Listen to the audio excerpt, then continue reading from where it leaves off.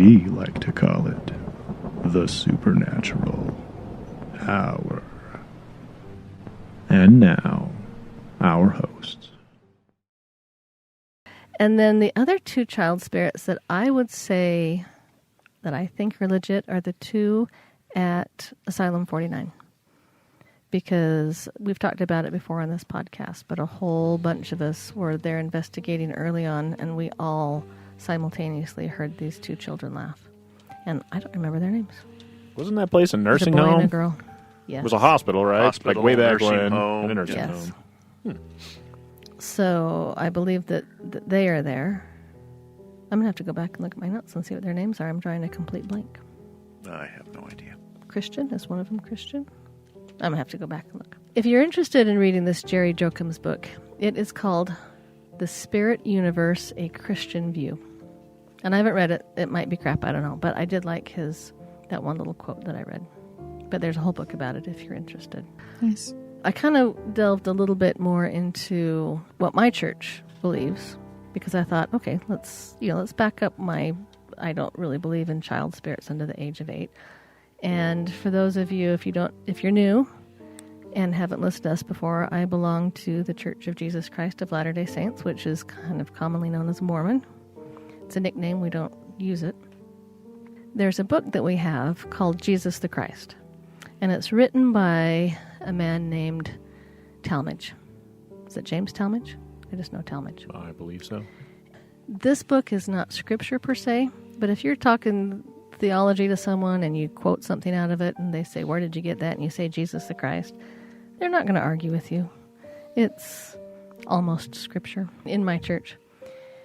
In there it says, and I'm just going to read a direct quote here, Jesus the Christ died in the literal sense in which all men die. He underwent a physical dissolution by which his immortal spirit was separated from his body of flesh and bones, and that body was actually dead. While the corpse lay in Joseph's rock-hewn tomb, the living Christ existed as a disembodied spirit. So I have no reason to not believe that spirits exist. It says so in our church doctrine. But one of our prophets by the name of Joseph F. Smith taught, the spirits of our children are immortal before they came to us, and their spirits, after bodily death, are like as they were before they came. They are as they would have appeared if they had lived in the flesh, to grow to maturity, or to develop their physical bodies to the full stature of their spirits. So I believe that children have spirits. He goes on to say, if you see one of your children that has passed away, it may appear to you in the form in which you would recognize it, like I said earlier, the form of childhood.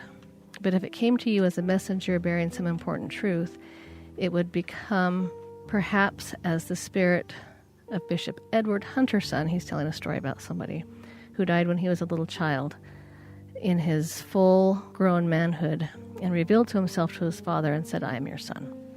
So we believe that a child spirit could manifest however it wanted to. So what you're saying is a spirit is not necessarily a child. Okay, a spirit is eternal. A spirit is there, but it manifests in a way that you can recognize it based upon the purpose of its being there. Right. And, like we also mentioned, is it could be confused. Right. A child could die and be confused and be scared to cross over.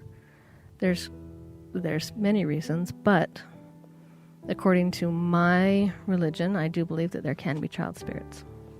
But we believe that a child is not accountable for sins before the age of 8. And so, to me, just to have an infant ghost laying there, on the floor, no, that's not going to happen. Doesn't make sense. A 2-year-old, no. Well, I was doing some research and I ran across an odd religion. They're in Ghana. They believe some of the craziest stuff. So if in their family, if they're having bad luck, like money, or it hasn't rained and the crops have gone bad, they blame it on the evil spirit of the child. And they make a phone call and these people come in and create some concoction out of roots, and they give it to the children and poison the children. Now, this can be a child that's a newborn. They watched it. It was a biography I watched on YouTube, and they actually poisoned a 13-year-old girl. And the guy was laughing. He was like, oh, we told her it was a cure for malaria, and she just drank it, and it killed her. But that's how they do it in Ghana. They're trying to change their ways, but they think anything that goes bad is an evil spirit in a child, and it doesn't matter how old that child can be. And see, I have issues with that. I think in order for an evil spirit to enter you, you have to let it. You can't just say, all right, come into me. I mean, it's a process. Right. And it was even women that would claim that the fetus was going to come out as an evil spirit, and then they would kill the baby instantly. Yeah, see, those are the things that I just call Right. BS on those. Because children are not evil. Right. I don't know. We'd like to think I've had I 2 and guess. 3-year-olds do things that make me Question that one, but Right. We can't think about our 2 and 3-year-olds. inherently children are not evil to that extent, and I call BS on that. So as far as the child spirits that we run into, I think the percentage of ones that are actual children are very low. Yeah, as in they died when they were young and they still are there. I think most of them might appear to us as children because they might think they'll be less scary. Maybe that's just what they remember and like. And I do think that a large portion of those could just be those type 3s trying to gain our sympathies and think they're all cute and have us invite them home. They're looking for that invite. Right. That was my first thought. All right, so that's where I am on child Absolutely. spirits. I believe in them with a lot of caveats. That's fair and safe. Right. And I feel good about it because my religion says there's child spirits and they can appear to you. So I'm religiously okay.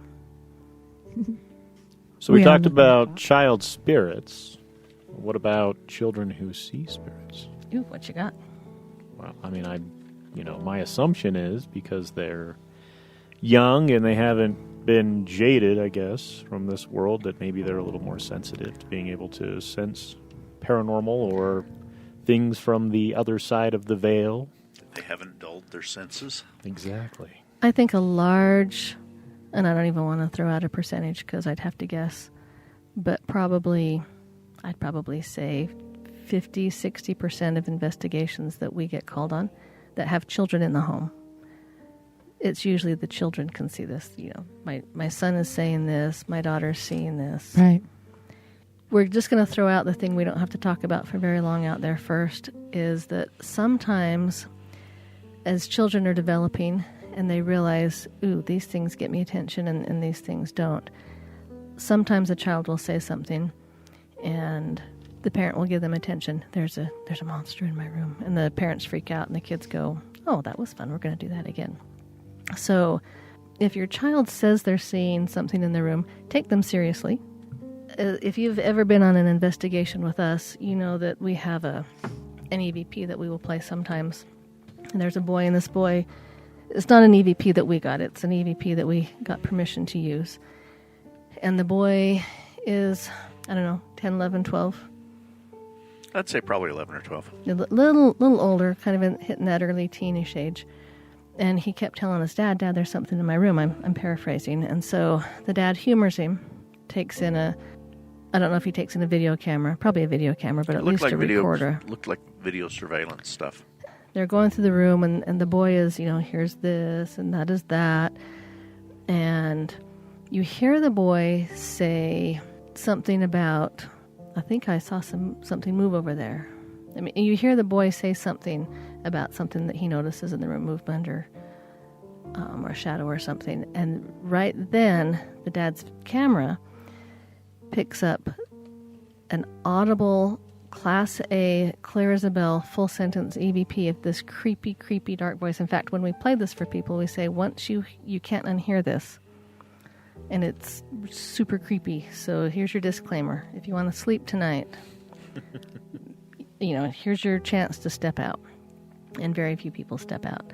I want to know how many people can't sleep through the night. But the voice says, I am your worst nightmare. I watch you I watch you sleep. And it's just that guttural voice. Creepy as heck. When I first heard it, I couldn't sleep for a night or two. And that would, as a parent hearing that, I would absolutely have a heart attack. If your child says something to you, listen to them because they might actually be seeing something. Right. But just because they say they're seeing something doesn't necessarily mean they are. And don't overreact. Absolutely. And not just with this, but with other things. Sometimes, just from a reaction standpoint, kids are very perceptive and they learn. And if they figure that they can get a rise out of you for some reason, they may do the same thing, even though the occurrence or the stimulus that caused it isn't really there. But they're pretty good at training their parents. Right. They're basically an attention grab, right? And if they say certain things, mom and dad are going to listen. They're going to react. Right. And they might just say something one time, just saying it, but they get this reaction. They go, oh, that was fun. Especially if it's an overreaction. Right. Right. You've been listening to the Supernatural Hour at AdvancedParanormal.com. The Supernatural Hour is part of the Radio Ronin network found at RadioRonin.com. Copyright 2021 by Advanced Paranormal Services.